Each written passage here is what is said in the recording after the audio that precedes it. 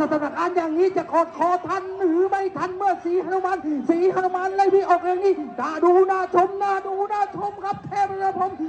มสายน้ำด้านซ้ายต้องดูนี้ว่าขณะนี้นำอ